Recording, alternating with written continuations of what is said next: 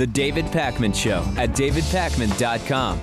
Welcome to the program. The New York Times is reporting that phone records of journalists working for the Associated Press have been seized by the U.S. government. Federal investigators seized 2 months' worth of phone records for reporters and editors of the Associated Press in what the Associated Press is calling a serious interference with the Associated Press's constitutional rights to gather and report the news. Now, this is a very interesting combination of factors, which we have, on the one hand, the argument that by seizing these records, the Fourth Amendment to unreasonable search and seizure and or the First Amendment, the freedom of the press to not be infringed upon by the government, are being violated, while at the same time we have the Patriot Act, which essentially supersedes that, at least from the point of view of certainly federal attorneys. And we're going to get into that a little bit later. And the AP said that the Justice Department informed them a few days ago that law enforcement officials had obtained records for 20 telephone lines from its offices, journalists, and including also, Lewis, journalists' cell phones, saying the records were seized without notice. And the organization was not told the reason for the seizure. Some are saying that the timing of this and the individual journalistic targets based on what they were working on suggest that this is related to the government investigation that's going on related to the leaking of information about a year ago of the CIA's disruption of a Yemen-based terrorist plot to bomb an airliner. So what we have here essentially, and we've had letters go back and forth, letters to Eric Holder and letters from the AP and from a number of different organizations. This is fascinating on a number of levels. Number one, people saying that this is really a Fourth Amendment case are not, either they're not aware or they're not accepting, they don't believe, they don't agree that the Patriot Act trumps the Fourth Amendment. And remember, the Patriot Act, which President George W. Bush created and which President Obama extended and expanded in many cases. Remember, Lewis, how corporate media, corporate press, of which the Associated Press is certainly a part, didn't activate against the Patriot Act in any significant way. And now this is what you get. Now, I'm not blaming corporate media for this, but this is one of those instances where we have to say, we knew this could happen when the Patriot Act was initially conceived and when President Obama expanded it. And the Associated Press, which is a corporate media outlet in its own right and also is kind of like a feeder source for so many other corporate media outlets, potentially could have activated against this. Now, of course, they were at risk. They were at risk of being accused of being political, of taking sides, even though it was a Republican who started the Patriot Act and a Democrat who then renewed it and expanded it. They could have been accused of going outside just reporting, right? They should just report on what's happening. They should not editorialize. But this is now what we have. And to some extent, I have to say that we knew this could happen, and it does not appear that anything illegal actually happened here. Right. And I mean, I'm not even sure the government had to notify them. They did not. Right. So I guess that was kind of a nice courtesy. But yeah, I guess there was the dilemma of appearing to be biased in some way by editorializing, but they really didn't even report on it as much as they should have. No. And this is one of those gray areas, Lewis, right? Where none of us like it. The government has every right to want to find out who leaked classified information. It seems that they used subpoenas to obtain these documents, the phone records. So it's not completely without some sort of legal sign-off, meaning it was presumably legal. Time will tell on that end, but from what we know right now, it was legal. These reporters also weren't really kind of average citizens, right? These are individuals who knew the game, they knew the risks, and I get the outrage. I completely get the outrage because I've been talking about this issue for a long time, but we have to contextualize it, Natan, and we have to think about the Patriot Act, and we have to think about the fact that it supersedes the constitutional arguments as far as I know. What was funny is yesterday I went on WashingtonPost.com, and on the homepage I see an article that says, U.S. government got phone records from AP. So I click the article, I read the first paragraph, and it says that the AP says that this was a huge infringement on freedom of the press. And then I looked above it and I saw who wrote the article. Who wrote the article? You tell me. The Associated Press. So what do you think?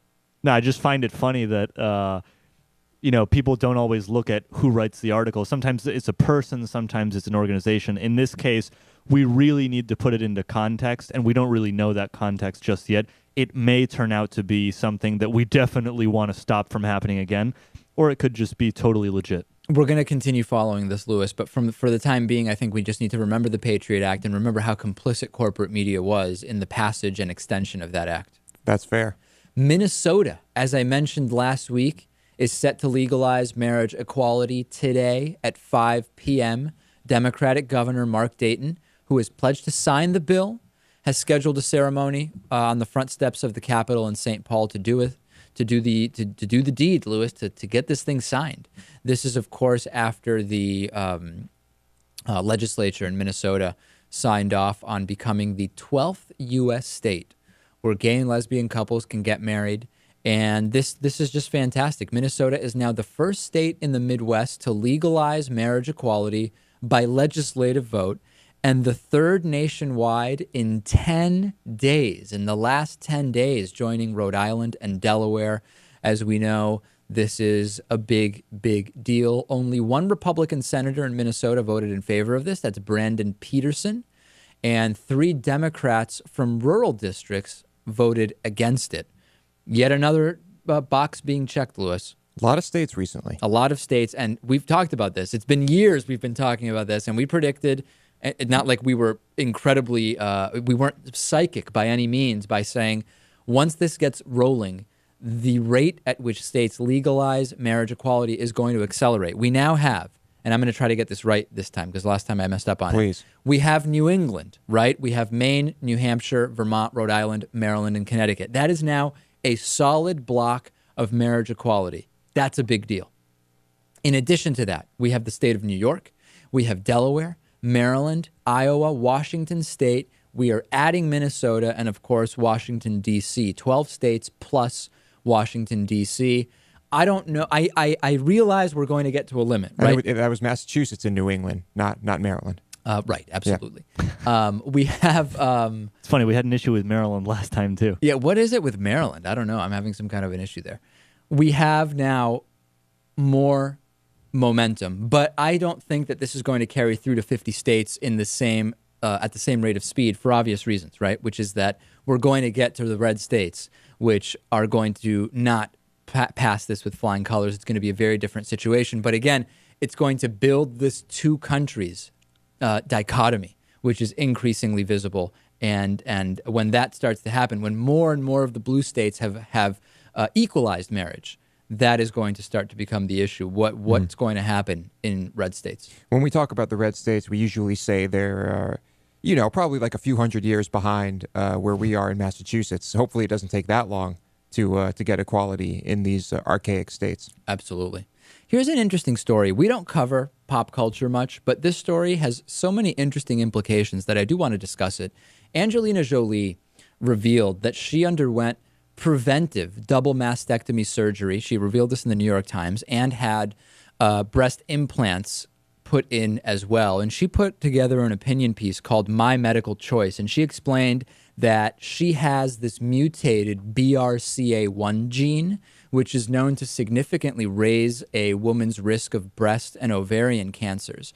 And she decided as a preventive measure at age 37, or maybe she was 36 at the time that this was done, she said, my doctors estimated I had an 87% risk of breast cancer and a 50% risk of ovarian cancer, although the risk is different in the case of each woman. Only a fraction of breast cancers result from an inherited gene mutation. Those with a defect in BRCA1 have a 65% risk of getting it on average. So it was just last month that she completed all the mastectomy procedures, including the breast reconstruction with an implant. And she wrote, I wanted to write this to tell other women that the decision to have a mastectomy was not easy, but it is one I am very happy I made. My chances of developing breast cancer have dropped from 87% to less than 5%. CNN recently reported on a study which showed that this preventive mastectomy, also known as prophylactic mastectomy, is more common in the U.S. than in other countries. And I've seen and read quite a lot about women choosing to have this procedure or choosing not to have it or thinking about having it.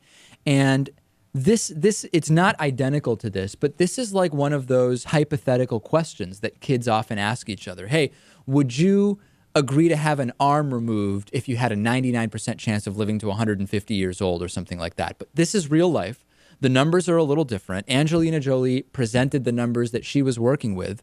And these are really tough decisions that people make to decide, I have no disease right now, but doctors are telling me that my risk is such that I potentially long-term and am going to improve my health, improve my well-being by having a part of my body removed. And when we read about it, I don't think a lot of people understand the difficulty in making these types of decisions. Yeah. I mean, luckily there is reconstructive surgery in her case. I guess you could call it that. I mean, but yeah, I can't imagine being faced with that decision. The other thing which this makes me think of is an issue of healthcare and access, right? Not everybody even is aware that this gene mutation exists and that you can have it tested. And then, of course, we have the issue of making an informed decision to have or not have a mastectomy, and then, of course, being able to afford it, and then the possibility of being able to afford breast reconstruction so that you can still, to some extent, feel the way that you did before you had part of your body removed. And I don't know exactly what my thoughts about it are. I mean, I understand that it's not really an Angelina Jolie versus middle class type of issue. It's really more of a middle class versus poorer class issue. And I don't know. I don't know exactly what it is I find myself wanting to say about it, but I know that there's something here because not everybody can afford to do what Angelina Jolie did. Well, you can get into the whole cancer treatment, costs and price manipulation depending on what country you're in because of patents, right? And the whole profit thing. Profit off cancer treatment, of course, is astronomical. And you can get into conspiracy theories about cures and over versus treatment.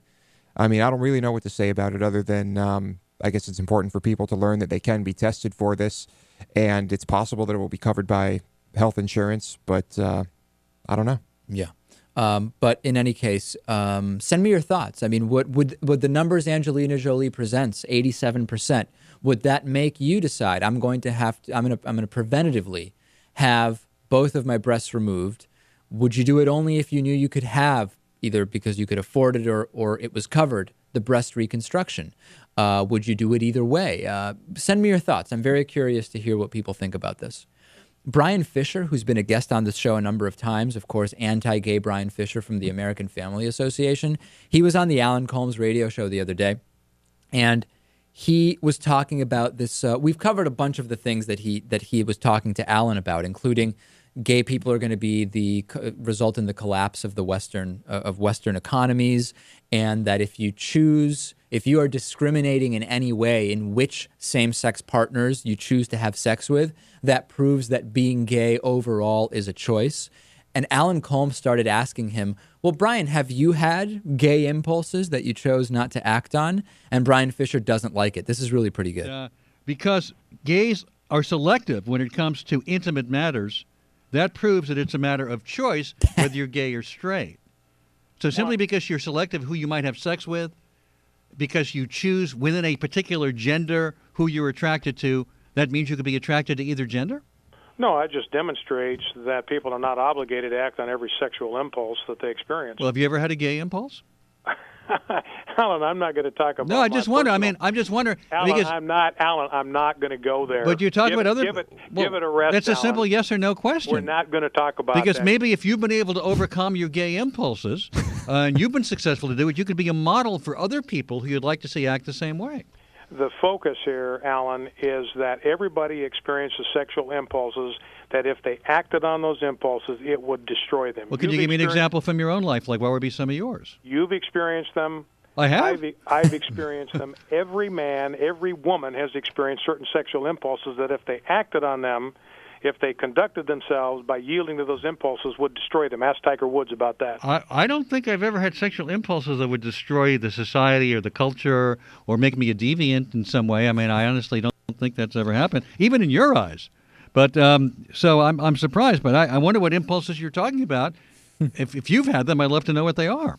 Well, the focus, Alan, is on sexual conduct, sexual behavior, not on sexual impulse. That's what the focus is. So you won't tell me whether you've yourself been able to overcome gay impulses. Alan, give it a rest. And that is as far as they got. I like this. I don't actually think that Brian Fisher may be gay. I don't actually think that we have no specific reason other than this kind of broad idea that anybody so obsessed with gay people maybe is gay themselves.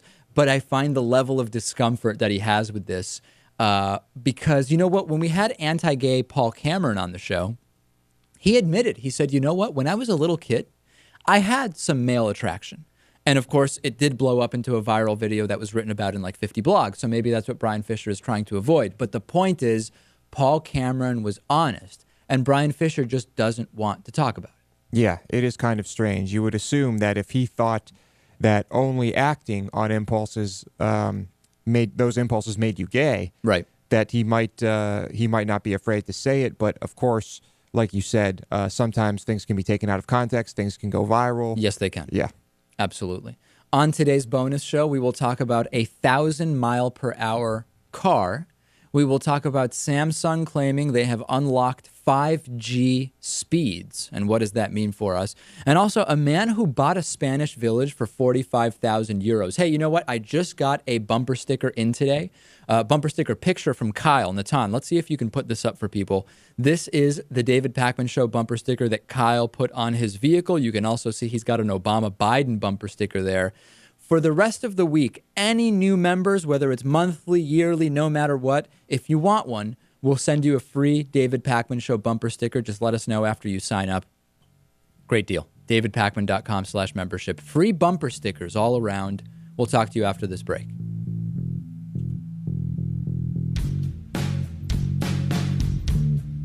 The David Pakman Show at DavidPakman.com.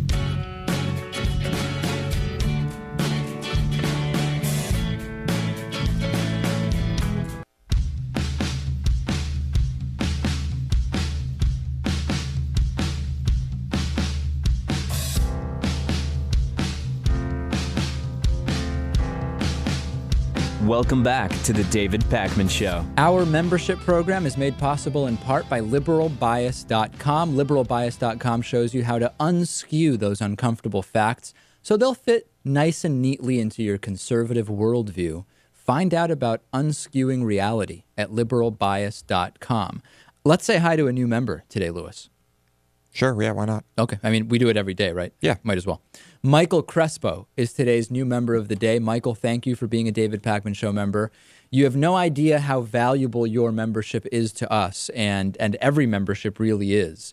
As we discussed yesterday in that cable news, John McCain bundling segment, this is a key time to be supporting alternative independent media. Today in show history, what were we talking about years ago on the David Pakman Show? 1 year ago today, I came to you with the heartwarming story of that fundamentalist Catholic church called But Our Lady of Sorrows and their baseball team. Sorrows. Why do I never say that right? I don't know. And the baseball team from the But Our Lady of Sorrows school, which decided to forfeit rather than face a girl in the championship game. That was 1 year ago today. Quite a story, Louis. Wow.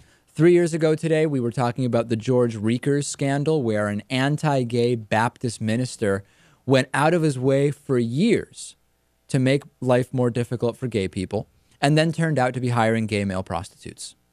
Heartwarming story as well. I love that one. And 4 years ago today, former Vice President Dick Cheney said that he would rather have Rush Limbaugh in the Republican Party over Colin Powell. Yeah, Dick, we know. We know that that's the case. Yeah, he wasn't kidding.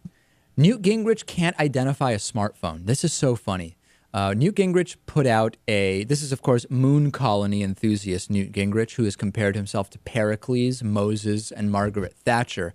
He put out a video where he said, well, actually, let me just play it for you. And let me not frame it for you too much. This is what he had to say about phones. Take a look at this. We're really puzzled. Here at Gingrich Productions, we've spent weeks trying to figure out, what do you call this? Now, I know you probably think it's a cell phone. No. And if I say to audiences, how many of you have a cell phone that takes a picture, 97% of the hands go up. But think about it. If it's taking pictures, it's not a cell phone. If it has a McDonald's app to tell you where McDonald's is, right, based on your GPS location, that's not a cell phone. If you can get Wikipedia or go to Google, that's not a cell phone. If you can watch YouTube, that's not a cell phone. Or Netflix. Think about it. This device is something new and different. I've been calling it a handheld computer. Right. But well, you've been calling it something no one else has been calling it then, because we've got a name for it. But let's continue. And then eventually we get to him calling for suggestions on, what do we call this thing? Well, that they carry in their hand literally the potential to have a dramatic revolution in how we get things done, and how we take care of our own health, and how we interact with our government, and how we are productive. And I think that we need to have a new conversation about recentering American politics and government around the kind of breakthroughs that this makes possible. All right. So the question is, of course, what do you call this thing? It's like, it's kind of a phone, but it's got all these apps and stuff. And he says his multimedia production company just didn't know what it should be called. They're called smartphones. They've been called smartphones for years, Newt. And it's shocking to me that he has a multimedia production company who wasn't smart enough to say, before you film this 3-minute video making you look completely out of touch, it's called a smartphone. We know that. Nobody there thought to do that. I guess no one had just connected those pieces. You can't criticize the guy. He is trying to bring his base into the late 20th century, which they'll still be way behind, but at least it'll be closer to where they've been over the last few election cycles. Yeah, I mean, if he's talking to the people he normally talks to who have been under a rock for the past 40 years, then this is probably brilliant. It reminds me of when Mitt Romney referred to a touch-tone keypad, as in like an old touch-tone phone. Remember that? Oh, yeah. I wanted to order a sandwich. You press a little touch-tone keypad, all right? You just touch that, and, the sandwich comes out. You touch this, touch this, touch this. Yeah, we know all about him touching different pads, but a touch-tone keypad is probably not exactly what he meant. Out of touch. Yeah. Yeah. A woman got kicked off of a plane for singing Whitney Houston's I Will Always Love You. This was an American Airlines flight from Los Angeles to New York's JFK Airport. They were forced to stop about halfway in Kansas City after a woman refused to stop singing Whitney Houston's famous song, I Will Always Love You. And there's video taken by another passenger, which shows police escorting the woman off the plane. Of course, flight attendants asking that the videotaping not happen, but it did. Let's take a little bit of a listen to this.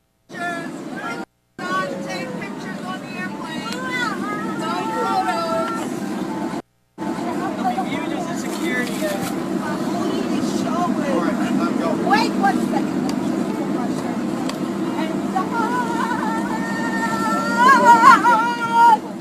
We'll always love you.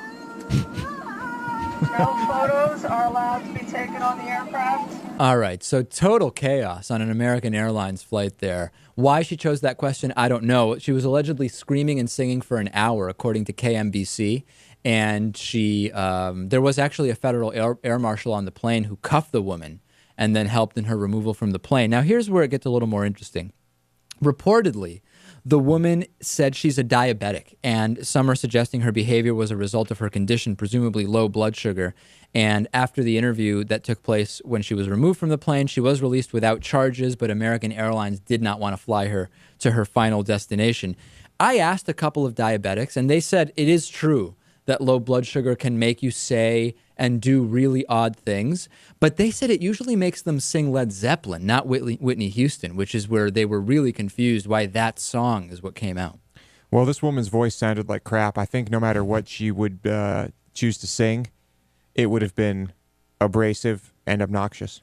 There you go. Hey, Yeah. since when can you not take pictures on a plane? What's Yeah, the deal people with were that? talking about that. You're allowed to take video from the plane, presumably, but I think the issue is that airline policy, it is a private plane, and airline policy can be that you not take pictures of the inside of a plane. There was a story where a guy got in trouble for taking a picture of his business class seat, and flight attendants said, whoa, whoa, whoa, you can't do that. I know a lot of people are reacting to that from Right. the video, but apparently that's not, I mean, people do it all the time, and it's not really enforced. But I think when pictures are being taken of fellow passengers, clearly that's the goal of the pictures.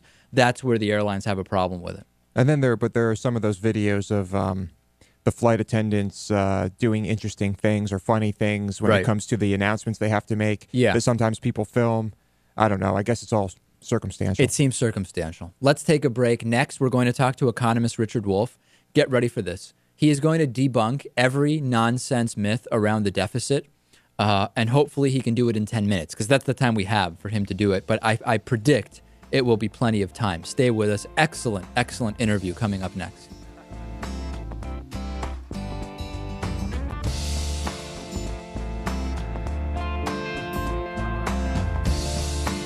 The David Pakman Show at davidpakman.com.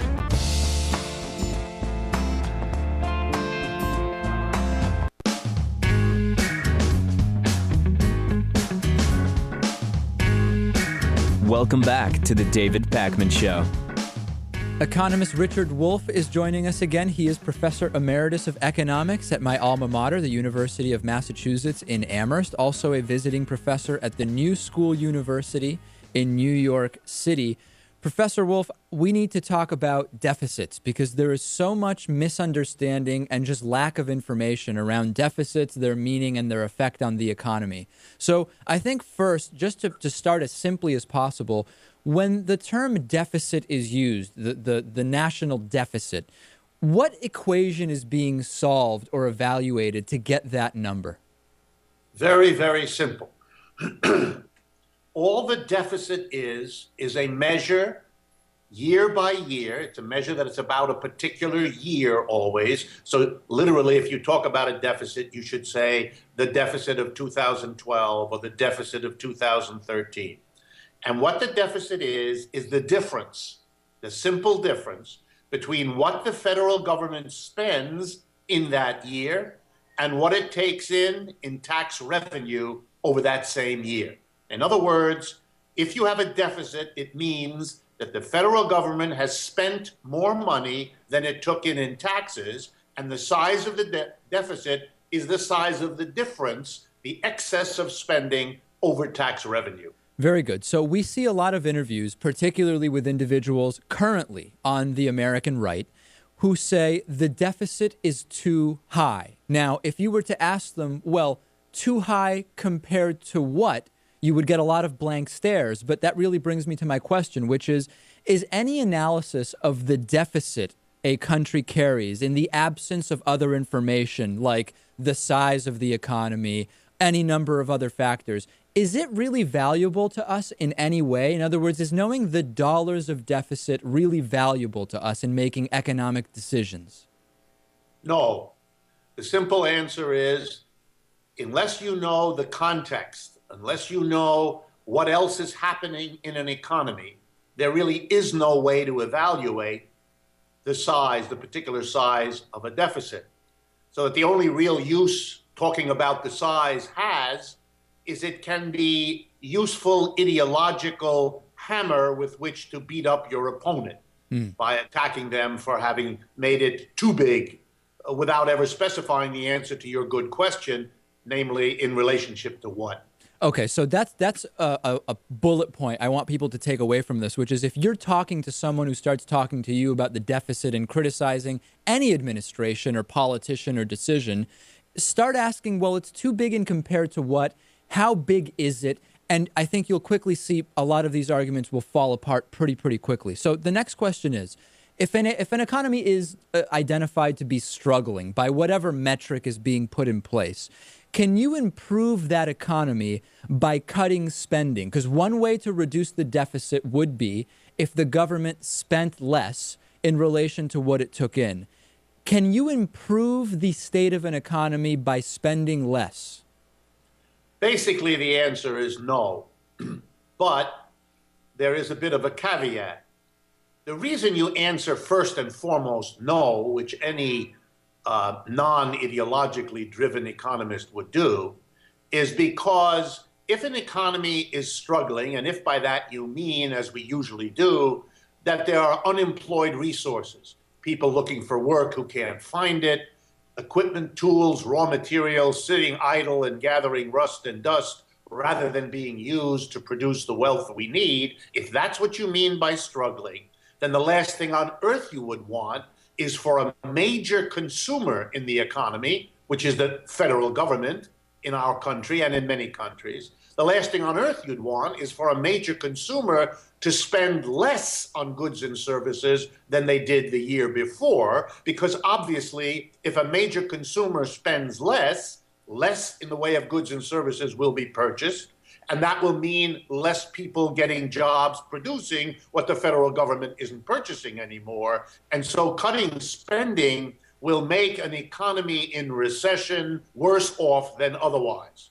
Now, having said that, the argument of the right wing in America, and indeed of all those supporting what are called austerity policies today, which are policies designed to reduce a deficit despite a recessionary economy, they make the following argument, that if the government has less of a deficit, so that its books are more nearly balanced, this will have a staggeringly powerful incentive effect on businesses and individuals to go out there in the market and buy goods and services in a way they would not have absent the improvement in the government's budget by lowering its deficits. There is very little empirical evidence for this, and so it sits there as an argument, and it is pushed by the right wing because really otherwise there would be nothing they could say to support, in an open and honest way, their support for austerity policies at a time of economic recession. So let's look at the other side of the equation potentially, right? Which is that maintaining the deficit in raw dollars the same, if you grow the size of the economy, by comparison, in relation to the size of the economy, your deficit goes down without you spending any less money. Do we have analyses that compare the effect on an economy of reducing the deficit as a percentage of the size of the economy versus reducing the deficit merely by cutting? In other words, do we know anything about which benefits the economy more? Well, yes, we have historical evidence for what has happened in the past. I think it would be easy to show that there have been occasions when what we call Keynesian economists, like Paul Krugman, for example, loves to point to these examples in history. You have a recession. The government, in order to overcome the recession, spends more money without changing its taxes. That means, of course, that the deficit goes up, but that the effect of the government spending more money while raising the deficit has such stimulation effects on the economy by the government buying more goods and services, more people are put to work, they in turn buy goods and services, putting yet other people to work. In short, that the stimulating effect of a deficit drives up the overall economy so that the deficit becomes actually smaller as a percentage because the economy is growing, even though you raised it in an absolute amount. So, since many prominent Republicans, including Dick Cheney, have stated pretty unequivocally over the years that deficits, quote, don't matter, is it safe to assume, in your opinion as an economist, that the current obsession over deficits, particularly among the American right, is a ideological hammer, as you alluded to earlier, something used to confuse voters, maybe? Absolutely, and indeed, Mr. Cheney is a perfect example. He made that remark about deficits not mattering at a time when he was the vice president of the government running big deficits. So it was important for him to say, look, don't bother me about this. This is a reasonably thing for us to be doing, and it will not represent an economic problem. The minute the Republicans are out of office, George Bush and Cheney gone, Obama coming in to replace them, then the Republicans turn around, find the deficit, as they have in the past many times, a useful hammer with which to beat up on the incumbent in the hopes of replacing him. So it's a perfect example of how this issue surfaces and resurfaces in American politics as a way for the right wing to make what is really a different argument. Remember that the right wing, traditionally in the United States, is anti-government. They want to portray the private sector as the dynamic, progressive part of the economy and the society, and the government as a burdensome obstacle, if you like, and that the government is bad and that government should be reduced and weakened. And nothing makes that claim more plausible than portraying the government as having overspent, run deficits, and so on. So you can make your claim about a smaller government by using the deficit when you're out of power as a way to try to get in power. And then, of course, when you're in power and you run deficits, then, of course, you have to be like Cheney and insist that they don't matter. We've been speaking with economist Richard Wolff. Where is the best place for people to get all of your articles and podcasts and everything that you're doing now? I think the best place to go is my website, rdwolf.com. You'll see there these kinds of arguments and all of the work I do available without charge, 24 hours a day, and that would be the place I would suggest. All right. People need to arm themselves with knowledge. You need to know what to say when your friend says, hey, the deficit's just too big. Professor Wolff, thanks as always for being with us. Thank you, David. My pleasure. The David Pakman Show at davidpakman.com.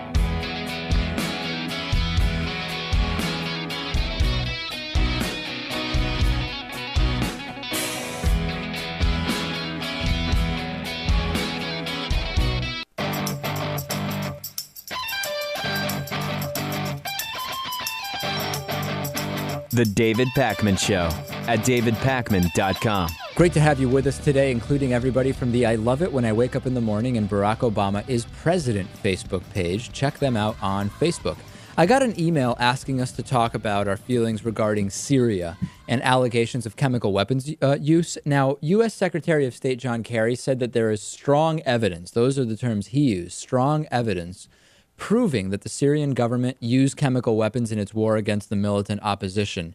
And this goes against recent UN findings, right? So Kerry said, there's no question in my mind that this fight is about the terrible choices that the Assad regime has made to use gas, which we believe there is strong evidence for the use of.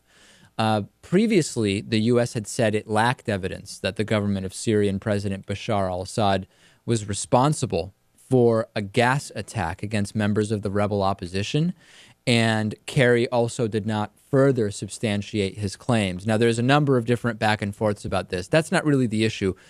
Two people asked us to say, what are our red lines on Syria? In other words, do we believe that this chemical weapon usage is the groundwork being laid similarly to WMDs in Iraq to eventually have some kind of larger operation there? And do we question that? Do we, if it is true that Syria has used chemical weapons against citizens, would that be passing the so-called red line for U.S. intervention? Should the U.S. simply not get involved, period, unless there is a direct attack on Americans or citizens abroad? Where do you stand on it? Well, I find it hard to believe that the U.S. would want to have anything to do with the country because I just don't see it strategically making much sense. So you just don't think that there are, for example, resources or strategic alliances that would make sense to even get involved, and that's really what the U.S. cares about? Yeah. I also think that, I do think the rebels should be helped more than they're being helped now. I think the atrocities of the dictator are pretty heinous, but I will say that what the U.S. should be worried about is who ends up in power after the coup is done. And to that end, Natan, would it make sense for the U.S. to get involved in order to have influence over who ends up in power? Well, that's potentially a slippery slope. I don't know. I mean, I don't really have a red line. I think that saying that the red line is the use of chemical weapons is basically saying that it's a red line for humanitarian reasons. And at that point, then it certainly becomes hypocritical, because look at all of the times we could have gotten involved for humanitarian reasons that we didn't, because there wasn't also some resource or strategic alliance that well, made I don't sense. think that fact is a reason not to get involved in one particular case. No. Certainly, it's unlikely that the U.S. would get involved in every case. I'm just concerned that a lot of people outside of the United States criticize the U.S. for being the quote-unquote policeman of the world, and yet at the same time, everyone expects us to do something, in this case, for humanitarian reasons. I would say that what Lewis is saying is probably a factor here. I would expect an international coalition to, at least if they're not going to put troops on the ground, do something to help the rebels, whether that be for humanitarian reasons or because it's the right thing to do for the people of Syria in terms of the political consequences of this. In either case, I would hope that it wouldn't be just the U.S. doing this. Very quickly, we've heard about a lot of studies saying that when patients are prayed for in the hospital, they do better. Well, there is now a new study which says this is not the case. This is the largest study of its kind, and researchers have found that having people pray for heart bypass surgery patients had no effect on their recovery. And as a matter of fact, patients who knew they were being prayed for actually had a slightly higher rate of complications. And researchers emphasized this does not address whether God exists or not. This is just a matter of what was the influence of what individuals consider to be prayer on the medical outcomes of individuals. And this followed about 1,800 patients at 6 medical centers financed by the Templeton Foundation, which supports research into science and religion, and it will appear in the American Heart Journal. The patients were split into 3 groups, 600 apiece.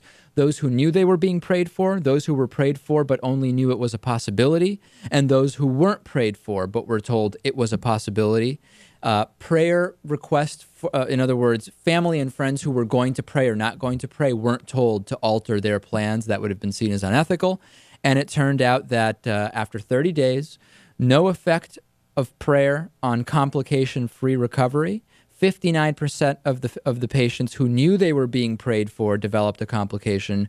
52% of those who were told maybe you were being prayed for developed complications. There appeared to be absolutely no link, and this would really be the way to study it. Same medical procedure. That is key, I think, to studying this type of thing. Yeah, definitely. And if you asked anyone here what the results of this test would be, I think we would all say the same thing. It's kind of sad that there even needs to be this study. Well, the thing is, you could have positive effects of prayer, but they wouldn't be because of the prayer being answered. It would be... That's still a part of it. It's the placebo effect, right? Exactly. Right. But that's probably another element. Right. Your voicemails can be left 24 hours a day at 219-2-DAVID-P. Here's a voicemail from a guy who always calls us while listening to the show really loudly in the background. You've got to turn the show off so that we can hear the voicemail. Take a listen to this. David, it's Ralph again. You've surpassed yourself with Dr. Orly Tate and the...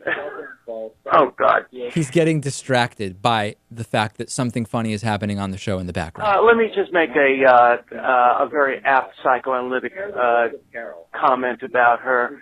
She's obviously suffering... Anyway, this is just an explanation that... I wanted to hear what she was suffering from. When you call the show, that's the thing, Natan. You have to have the show not blaring in the background. That's kind of just a basic. I did want to hear what he had to say. All right, well, let's just hear what else he had to say. Comment about her. She's obviously suffering, and being a dentist, she's obviously suffering from oral diarrhea and constipation of thought. There you go. So that's the big comment. And then lastly about Green Day. Here we go. Hey, guys. It's Daniel in North Carolina. I feel a little internet popular or famous now for having my call played. So, maybe a misunderstanding. Maybe I just interpreted a lot of awkwardness as negativity. But I also wanted to let Lewis know, hey, and the rest of you guys, you should check out Green Day's 1039 Smoothed Out Slappy Hours. So we were talking on the bonus show about Green Day. Lewis was very negative on recent Green Day. That is an old album, and it's very, very good. Lewis did not mention it on the bonus show, but it is a fantastic album, which I recommend. Please support the David Pakman Show. We need your support more than ever. DavidPakman.com/membership. If you only knew the things that we're working on for the next 6 months, The David Pakman Show. Hopefully you'd like them. DavidPakman.com.